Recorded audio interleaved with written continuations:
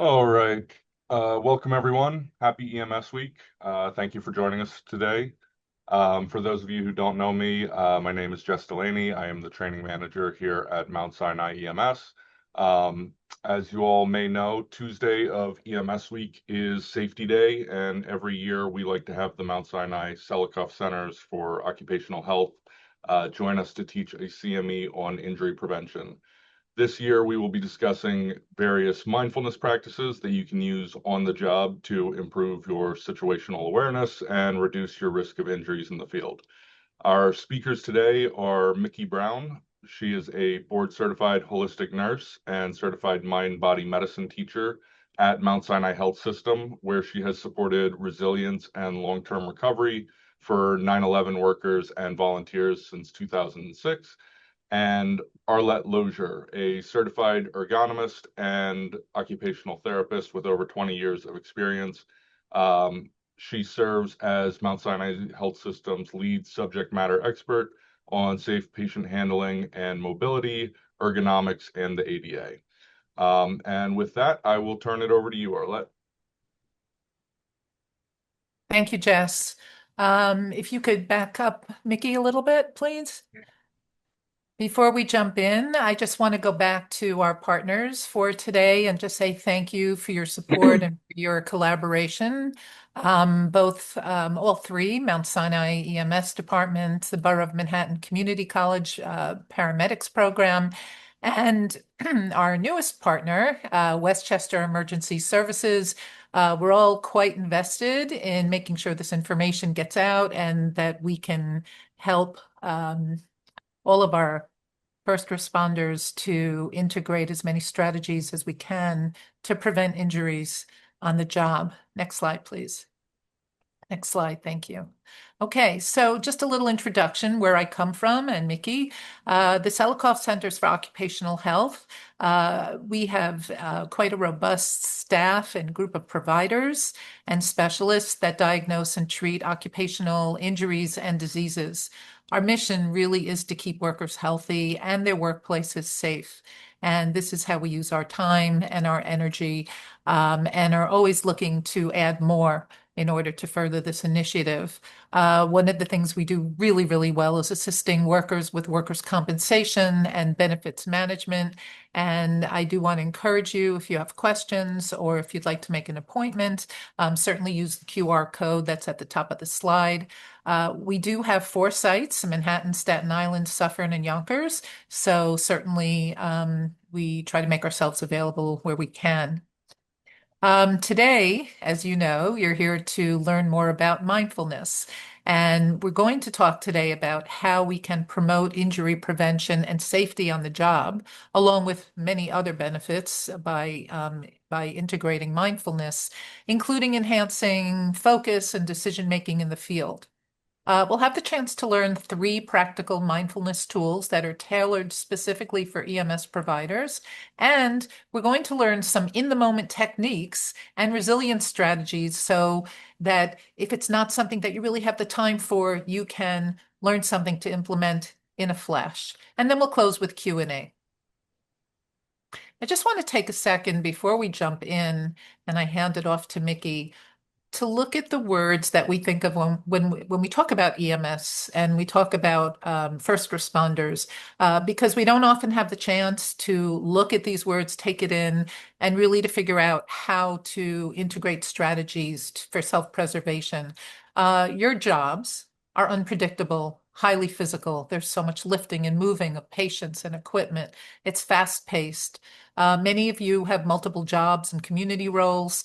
It's shift work, which is always difficult. There's a tremendous amount of work stress. And what we've noticed and really tailored our programs to address this is that there's a varied fitness level with all the providers. Everyone's a little bit different, body size and shape, and certainly what kind of fitness levels people have. And then there's the job-related wear and tear. Every year you work, your body is putting it out, and there's a little bit more that we have to take better care of. And then the last really interesting feature of being an EMS provider is that you're working with less experienced and more experienced coworkers. So that also changes how we can integrate strategies and who knows what and how people share information. So we take that in and we think about how to tailor a program. So then we got to this idea of connecting mindfulness practice to injury prevention. And a little bit of history is that 5 years ago, we started this initiative of hands-on education and injury prevention in lifting, moving, safe patient handling, field safety, communication. There's so many other things that are included in these workshops that we give, but they are hands-on in the moment. And we have our providers learning at onboarding and also once they're out in the field so that we can reduce the injury severity and the frequency of injuries. And I'm happy to say that after 5 years of implementing this program, we have seen a change in the numbers. We have seen a change in the kind of injuries that are coming through. And we are still working very hard to enhance the methodology that we use to get the numbers down further, and also for our providers to feel like they have the tools that they need. The methodology that we use when we're teaching is learning about ergonomic exposures and the body's response to these exposures, lifting, pushing, pulling, physical exertion, heat, temperature, all job stress, work organization. Those are just some of the ergonomic exposures to mention.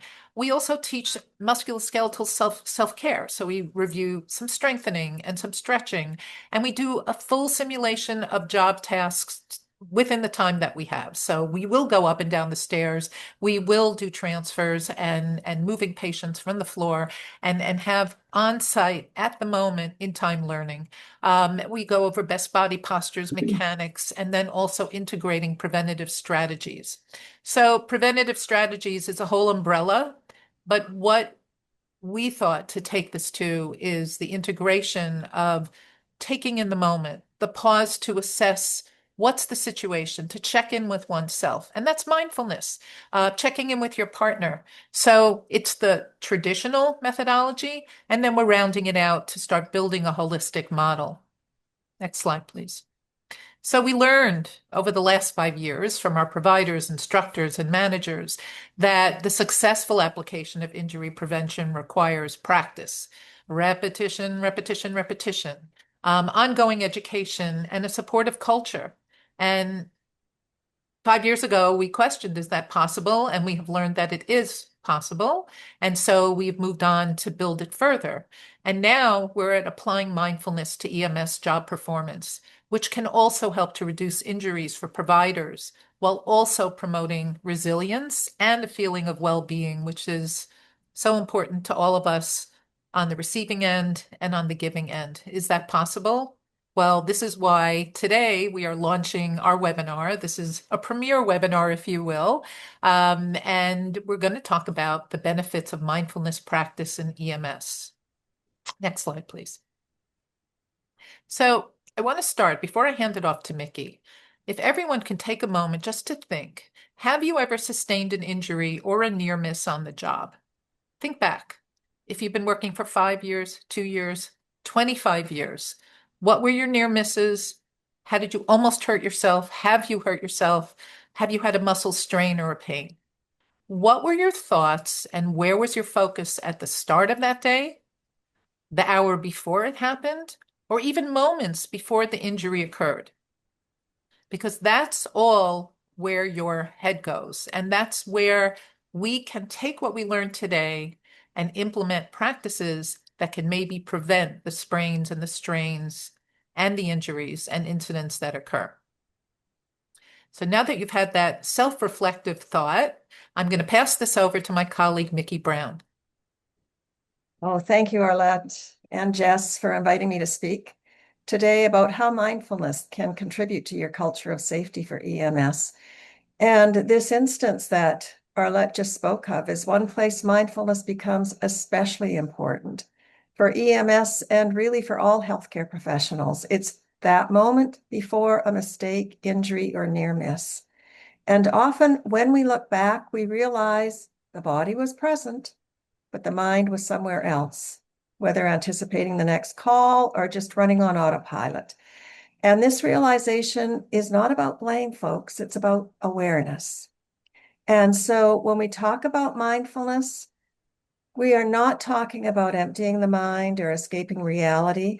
We're talking about training attention, learning how to intentionally come back to the present moment with clarity and without judgment. Just as this classic definition of John Kabat-Zinn implies, he says, mindfulness is simply paying attention in a particular way, on purpose, in the present, and without judgment. So, unfortunately, research shows that we are not present for almost half of our waking hours. And the research further shows that this mind wandering typically makes us unhappy. And I will add, most likely, more unsafe. And so we're talking about awareness. So just how do we train that awareness? Through practice, through repetitions, just like we do at the gym, practice and repetitions. Some practices in mindfulness are formal, such as sitting meditation, and others are the informal practices. Every moment of every day, basically. It can be bringing attention to ordinary moments like taking your shower or eating or walking, or onto at work moments such as the accident scene or charting. But it's important to understand that mindfulness practice is really about training the brain and the body to recognize the state of our nervous system earlier and to create greater flexibility in shifting from fight, flight, or freeze to rest and recovery so that we can respond more appropriately to what is needed in every moment of our life. So we're going to talk about activation, the activation part of our nervous system. And I'm going to use a rather extreme example for the activation scenario. Think about it's New Year's Eve and you get a call. And your crew is dispatched to a multi-car accident on a very busy highway during heavy rain. And as the ambulance approaches the scene, you hear over the radio that there may be multiple critical patients, including a child trapped in a vehicle. The traffic is chaotic, and when you arrive, bystanders are yelling, and one driver is walking around bleeding heavily from the head. And so even probably before you step out of the ambulance, several things are happening in your body. The heart rate and the blood pressure rise because adrenaline and cortisol have surged. The breathing becomes rapid and shallow. The blood flow shifts to large muscles. Your focus narrows for rapid decision-making. This creates tunnel vision. The thinking part of the brain actually goes offline. And it feels engaging. It can be very intense. It's very purposeful and can even feel rewarding and addictive. And I know you've all experienced this. And the reality is that this system helps save lives. When EMS professionals go into the system, it actually helps save lives. And the activation occurs because the brain interprets the scene as urgent, as unpredictable, and potentially dangerous.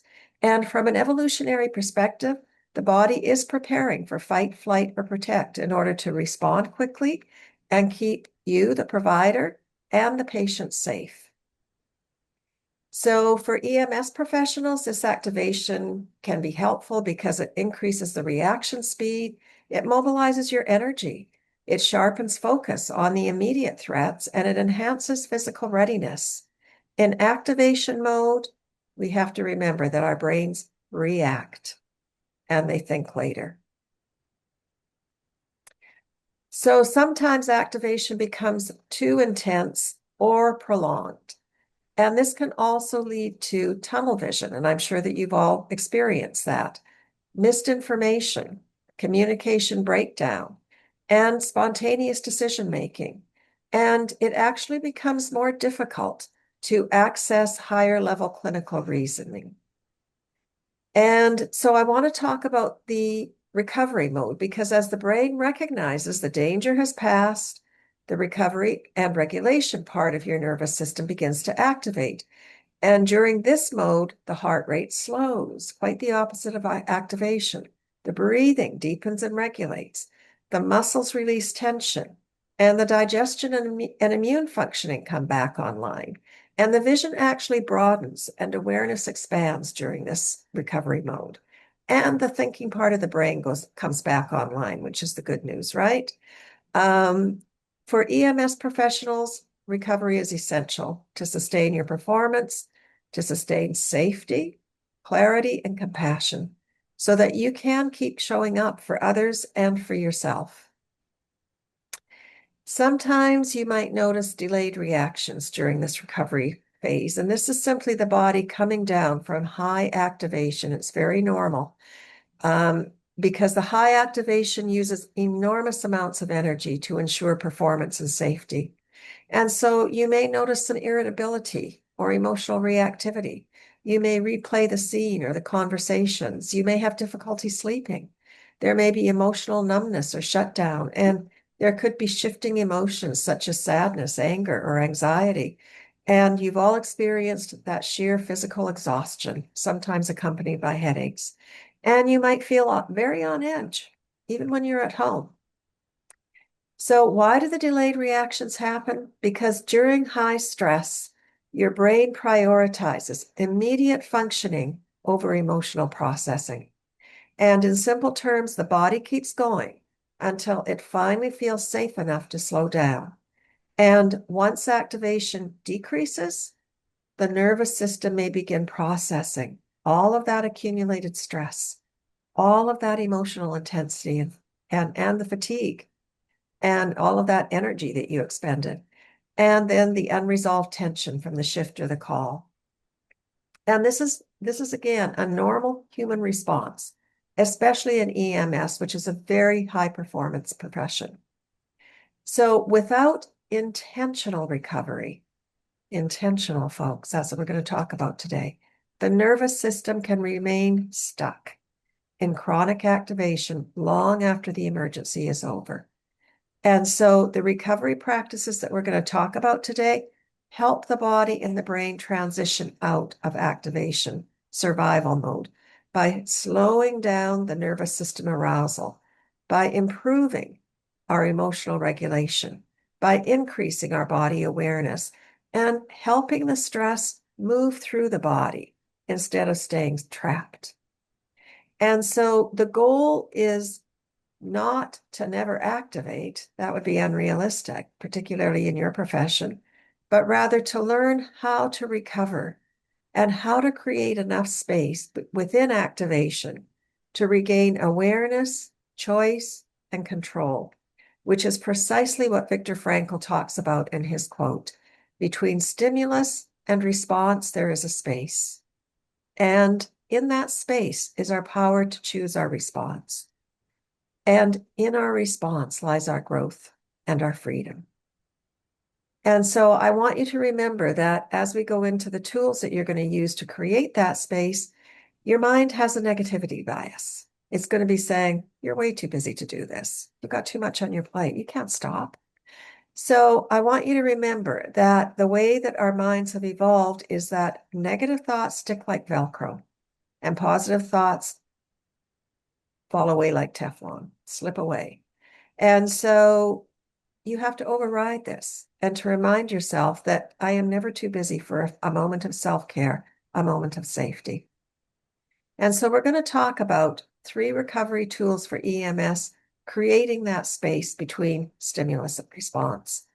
And the first tool is 2 feet, 1 breath. And maybe some of you are already doing this. I know that I've taught this to healthcare professionals for several years, and they keep coming back and saying, oh my God, this works. And so the first step is just to stop what you're doing. And I want you to do this with me right now, whether you're sitting, if you're sitting in your ambulance or sitting at your desk watching this, or you're at home, wherever you are, just bring awareness to your feet. You can even close your eyes for a moment and just feel into your feet. Feel the connection to the ground and to the earth. And then whatever other sensations might be present, you may be aware of your socks and your boots on your feet. And then at the same point in time, take a conscious breath.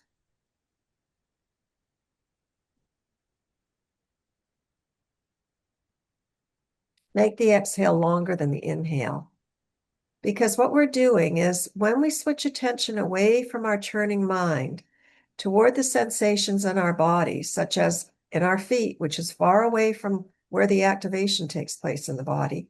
Activation is up here. Heart rate goes up. Breathing becomes short and shallow.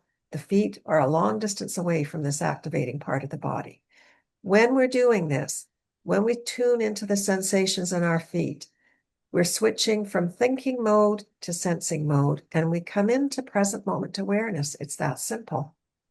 So we're grounding ourselves by feeling our feet on the ground. And this is not just a psychological trick.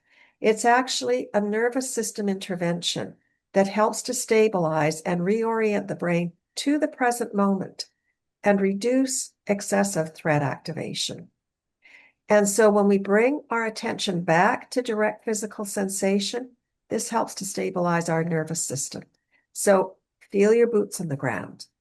Notice pressure from your gear or your gloves.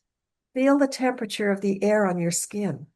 And notice your breathing moving in and out of your body, and even feeling the contact points that you have with the stretcher or the floor.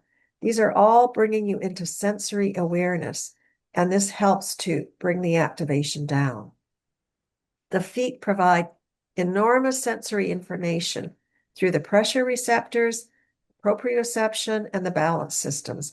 And these signals travel upward through the nervous system and help the brain to remember and reorient to where am I right now? And this all relates to safety. That orientation response can reduce the brain's uncertainty level, the uncertainty load. And so this is a highly effective practice. It also counteracts tunnel vision. When we feel the feet, this widens our awareness, broadens our awareness by redirecting attention to the whole body and the physical environment. And this can help restore the situational awareness so that we're safer, more flexible thinking, so that we make safer decisions. And this also has implications for patient care. And many years ago, I saw this quote from Bob Rosenbaum, who's a neuropsychologist, a psychotherapist, and a behavioral medicine specialist. And he says, when I worked with patients who came into the emergency room with panic attacks, fearing that they would die, I found that the single most useful intervention was to be aware of the feeling of their feet on the ground. He would direct them, stand up, feel your feet on the ground. And he says this not only moves attention away from the areas of distress, which are in the chest, to other physical, it moves it to other physical sensations, but it has the literal effect of grounding. And so research shows that when we practice 2 feet, 1 breath, and again, practice, the brain learns, the nervous system learns through repetition. The research shows there's less anxiety, there's less depression, there's less burnout.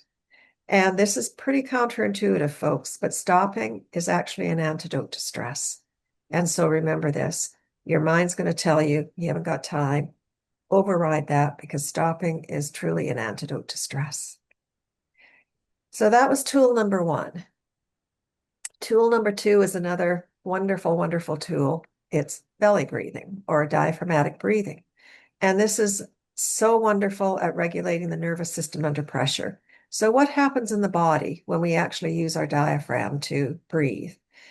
It activates the restore part of the nervous system, which slows the heart rate and the breathing rate. It reduces muscle tension and nervous system arousal. It improves oxygen delivery and breath efficiency. We can think more clearly.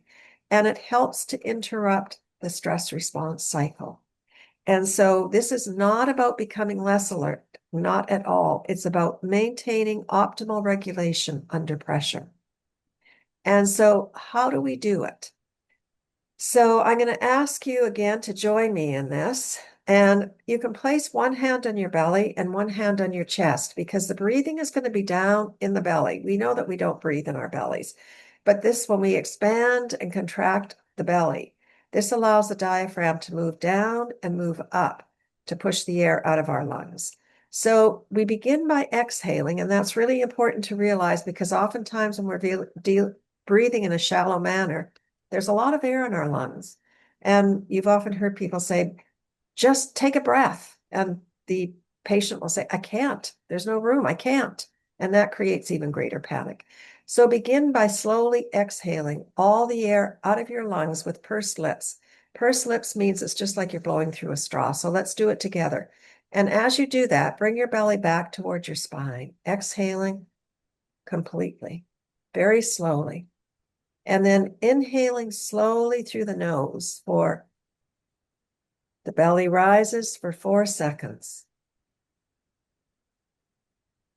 And then exhaling again. You can even close your eyes to really feel this. Exhaling through pursed lips, very slowly, allowing the shoulders to drop a little, allowing the body to relax as you exhale, as the belly comes back towards the spine. And then breathing in again, slowly. Belly rises, shoulders and chest remain fairly stable. And then releasing again through pursed lips. Slowly, slowly bringing the belly back towards the spine. Taking one more inhale. Belly rises. Exhale slowly through pursed lips. The belly falls back towards the spine. Very slow. And notice how you feel right now.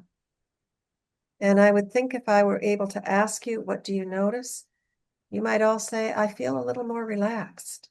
And so this did not take long, but it does take practice. Again, our nervous system learns through constant repetition. And so we cannot control the intensity of a call, but you can influence how your nervous system responds to it.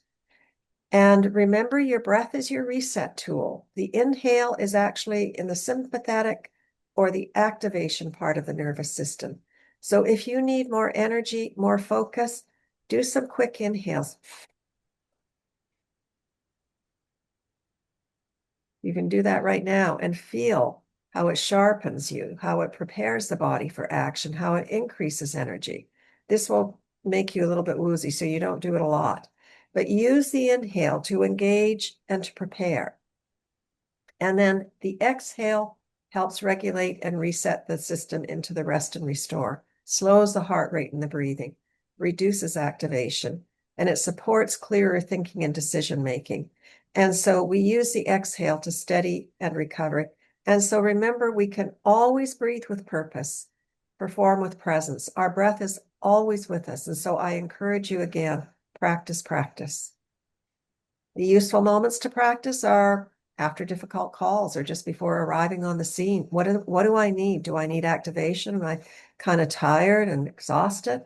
Do I need activation or deactivation?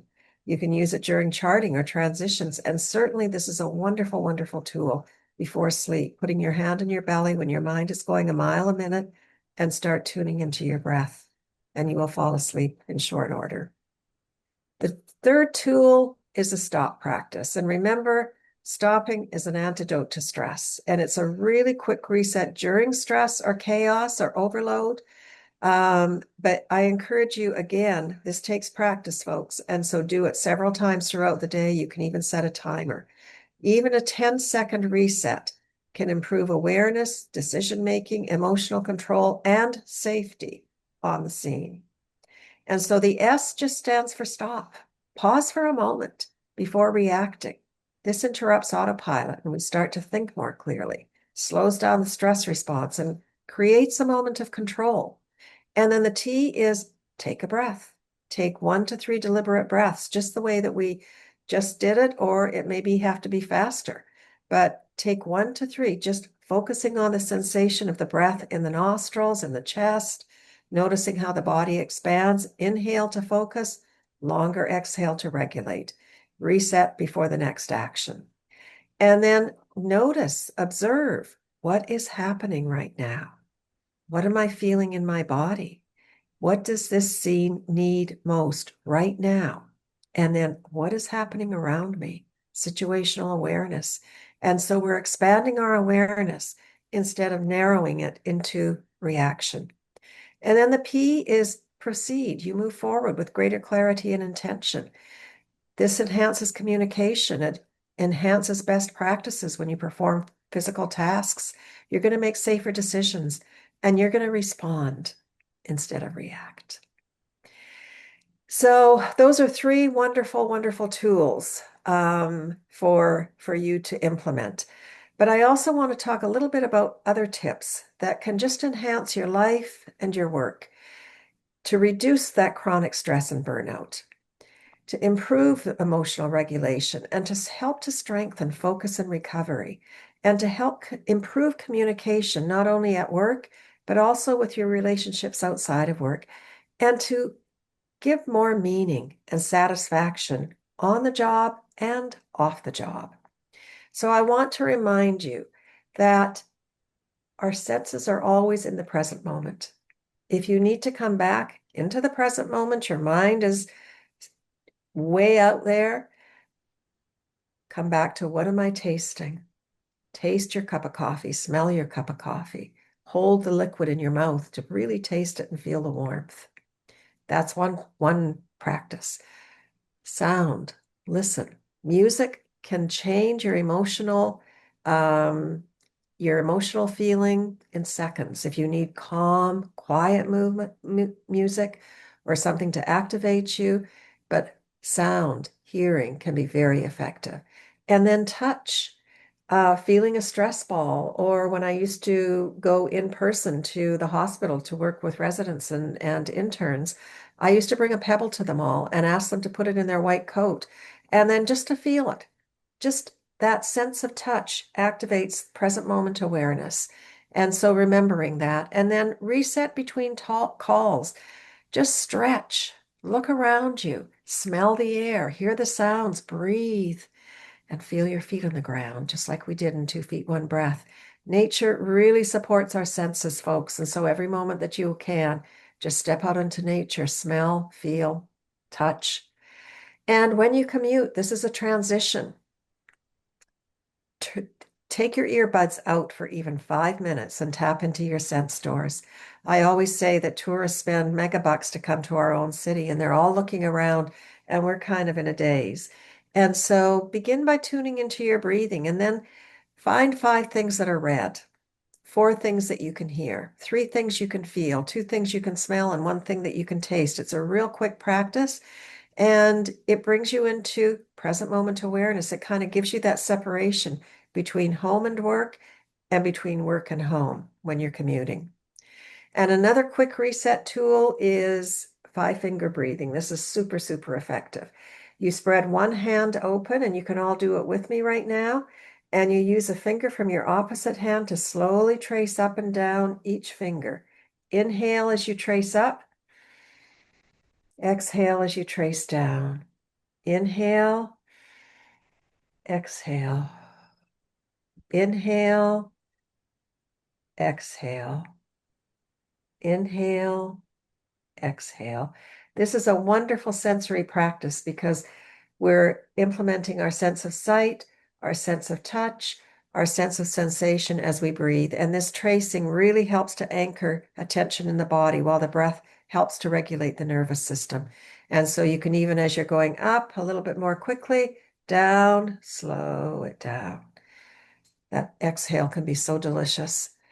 And so practice this before arriving on a scene or after an emotionally intense call during conflict or frustration or while you're charting or transitioning between calls. And in daily life, when you're stuck in traffic, use it wisely. Don't sit there bringing your blood pressure up.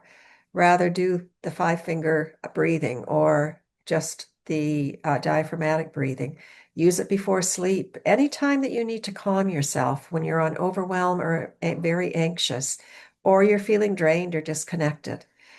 So I really want to talk now about some really important practices, pre-shift and post-shift. I want to suggest that you make time prior to your shift to psychologically prepare. setting your intention for your shift. How do you want to show up? And thinking of what the day ahead, who you're working with. Perhaps you have to say, I really have to be patient with my partner. I really was out of sorts yesterday. Today, I'm going to be more patient. Or I'm going to be more curious. I'm really going to take a look around me and see everything that's going on. I'm going to be more compassionate for myself and for others, or grateful I'm doing the work that I love.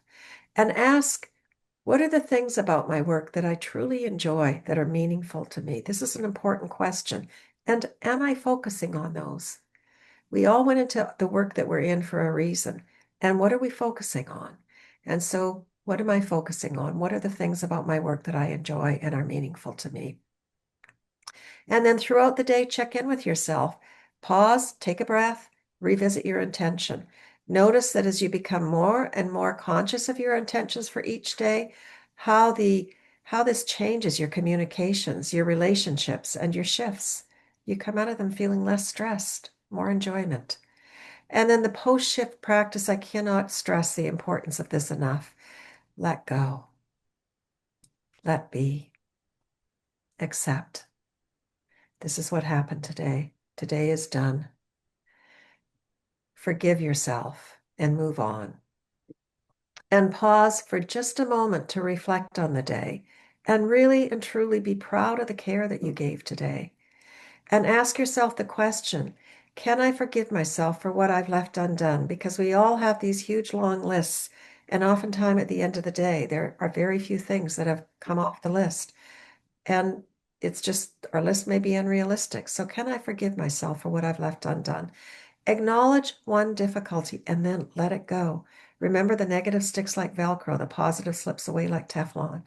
And then consider three, yes, three things that went well, and savor those moments. It could just be as simple as a smile or a thank you. And then do a compassion check. Am I okay? How am I doing? Do I need some support? Do I need to call somebody? Or how are my colleagues? Are they okay?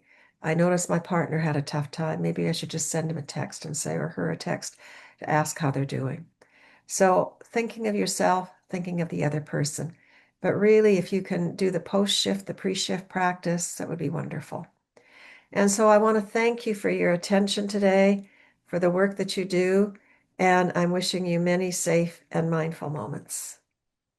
Thank you. Thank you, Mickie. Next slide, please. I could listen to you, and I'm ready to start my day again with all these strategies and quick ways to just center myself. Thank you so much. Beautiful. Before we close out and go on to Q&A, see, I'm even speaking differently. Before we move on to that, I just want to provide to everyone who's here our contact information. Should you have any questions, have any interest in hosting education, we're able to do this. We are New York State grant funded. And one of the things we really enjoy doing is educating so that we can help large numbers of people, and also one at a time as we help people come back from injuries. We do find that the education builds muscle memory and people are more prepared to go out and to implement mindfulness strategies or stop and pause. You know, we can name it all different things, but really, ultimately what we've learned is that it does boost confidence in safety and confidence in going out there and checking in with oneself, trusting your gut. The other thing that we've also learned is that it destigmatizes reporting on the job injuries and incidents, and we really do want to encourage everyone to report if there's a concern, if there's risk, an incident, or if you have an injury so that you can help the next person. And we're happy to help with implementing strategies on that and to problem solve with you. Next slide, please. So we have a very quick CME survey. It's under 3 minutes. It has been a little wonky the last couple of days. So if there's a problem, we'll send you the link. Please only fill out what is applicable on the survey. It's under 3 minutes. And this will, of course, enable us to get you your CME certificate. Next slide, please. Okay. I want to thank you all for coming. And from here, I'm going to turn this over to Jess, who will be hosting Q&A, but we'll all be here since we all come from a different door, through a different door in terms of today's webinar. Thank you, everyone. Yes. All right, thanks, Arlette. Thank you, Mickie. That was great. So if anybody has any questions, please drop them in the chat, and as they come in, I'll be checking the chat. I'll read them off. And Arlette, the QR code that's up right now, is that for the survey? That's the QR code for the Selikoff centers. The slide before Yeah, let's leave is that up the for a little CME while, survey. Sure. so that everybody can get it. Thank you.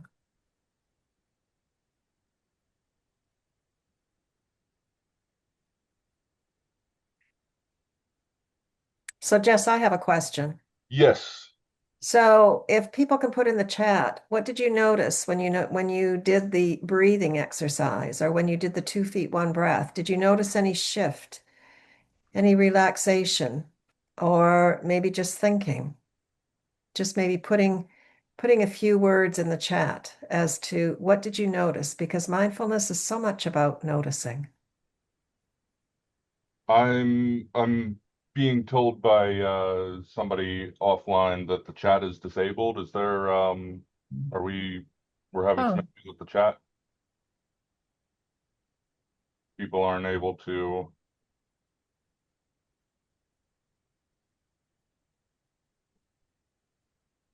well, this would be through the Q&A that the questions come through. Corey, if you can take a look at that. It's back. Thank you. Okay, great. We're good. So any questions that people have, And please Mickie could turn drop those down in the sound. chat, and then any feedback on Mickey's question as well.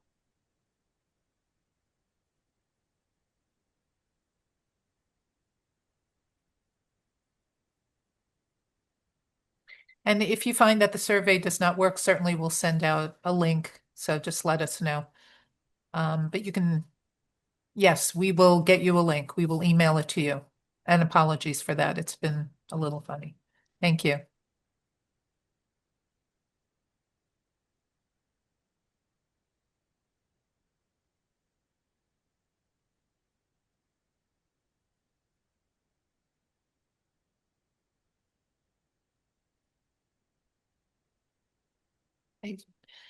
Mickie, maybe if you want to take the slides down. And Jess, if Sure. I think the question just came in, a couple of comments are coming in here. Yes, I see. This is something I didn't think I needed until you experience it. And breathing exercises were helpful, certainly relaxing. And people want to thank you for caring about EMS. And then some more requests for the link as well, which we will work on. Yeah, it's so true. We don't realize until we actually do the practices what our No. body is feeling like. And One of the things that's come up when we've given workshops in the past, Mickie, is when we're teaching techniques, body mechanics, how to watch your body, but how to take a breath, how do you do everything all at once? And then, how do you integrate it all? Where's even a starting point for someone who's jumping into the field in an hour? yeah. What do people do? Yeah, no, this is such a good question because the way that we begin is to just notice the ordinary moments. And we can do that through the things that we ordinarily do. It doesn't have to take more time. We can just simply, like I said, with the cup of coffee, the first cup of coffee in the morning, smell it before you actually bring it up to your nose, purposely smell it. And then hold the liquid in your mouth for just a moment, just to taste it and to feel the warmth of it before you swallow it. Um, when you're in the shower, actually, what am I feeling? You're feeling water coming down on your skin. How lovely is that? Or the scent of the soap. These are ordinary moments. When you're talking to your child, how often are we thinking about, oh my God, I've got so many things to do. I hope he talks quickly. I've been there when my children were young. It was like, oh my God, please talk quickly. I've got so many things to do. Rather than this can be a moment of mindfulness when you can just say, you know what? I'm going to listen to my child for as long as they want to speak without thinking about what you're responding, how you're responding, and what you need to do next, but rather being in that moment right now. In the commute, like I said, you can very intentionally take your earplugs out. And sometimes people say, oh, my commute is so nasty. I just don't like my commute. But can we be with that just for a few moments rather than tuning it out? Because this here can wreak havoc with our nervous system. And so, really understanding the power of putting that in the pocket, leaving it there, and taking a look around us. When we actually tap into our senses, we begin to enjoy life in a different way, and we realize what we're missing out on. And so, these are simple practices, and everybody can do them, and they do not add any time to your day. They just simply add attention and more enjoyment to your day. And so that is where the practice begins. Ordinary moments. Every moment of every day is a moment for mindfulness, for presence. Thank you, Mickie. I understand from the research that halos over into everyday work practices once you start doing it when you're not at work. Which brings me to something that Jess was saying yesterday. It resonated. Jess, you mentioned something about picking a particular time to be mindful in your work practice. So if you're coming off of an intense call and you said something like, yeah, we just pick this morsel of, oh, moving on from a case, okay, the patient's been delivered to the hospital, the transition time, and just pick that small little piece of real estate, mind real estate, in order to practice mindfulness. Do you have any other suggestions? That was so meaningful. Are you talking to me or Jess? It's open field So here. I can tell you that when I commuted to Mount Sinai, when I talk about using mindfulness for your commute, because that's kind of a downtime. We're just commuting, right? That's a perfect time to practice. Um, I had a block. It was the block where the medical student residency hall is. And when I would get off of the subway, I would be walking towards Mount Sinai. My mind was, what am I going to be doing today? All the things that the mind does. And when I hit that block, it was my signal to be present. And I would hear the sound of the train. I would look at what was happening with the trees that are lining that block. Were they in bloom? Were they not in bloom? I would look at the people that were surrounding me. I would just simply be present and I would notice how my mind would go back to wandering and I would bring it back again. And that's what we do actually in meditation is our mind wanders. Everybody's mind wanders. And it's not about stopping the mind from wandering. It's about returning to where we want our mind to be. And that return is our moment of success. And so I always tell people, if you returned your mind 100 times during a 10-minute meditation, that's a huge amount of success because you noticed that your mind had wandered. And it's in this way these moments translate into the emergency activation patterns so that we begin to notice, oh, I'm jumping ahead. I've got to come back here to this moment right now. And so that's what I mean about our nervous system really learns through constant repetition. There are two things that come to mind, just to piggyback on that one. As you were speaking, it reminded me what we talk about in our onboarding workshops with our own staff at Mount Sinai. We talk about two things. One is that we have safety buddies. And sometimes a safety buddy can be someone who reminds you how to sit and stand and how to use your back and bend your knees and suck in your abdominal muscles. But also it can be someone to remind you to take a breath. And Yeah. of course, this is a relationship with your partner out in the field, and it's a discussion and you ask permission, can I be someone to remind you of this? Can you remind me?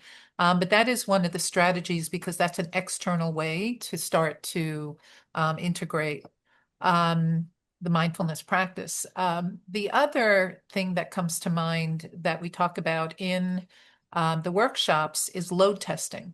In the ergonomics world, we would never pick up a box without load testing it. So how do we load test? Well, we may, give it a little shove. We may just see, never with your toes, but you want to just slide it on the floor a little bit just to see how heavy is this box. And sometimes what we talk about is having an emotional load test.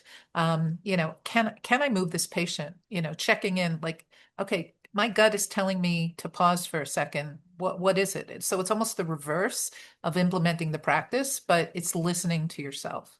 And we Yes. talk about that quite a bit to give people let them know they have permission to take that pause and to determine if it's safe. Is this going to be great for your back? Do you need help? Should we be calling the Yes. fire department? Is this out of the realm of my bandwidth today? Yes. So that was just something that came to mind because we've addressed it not in mindfulness language, but in a functional language that integrates with injury prevention.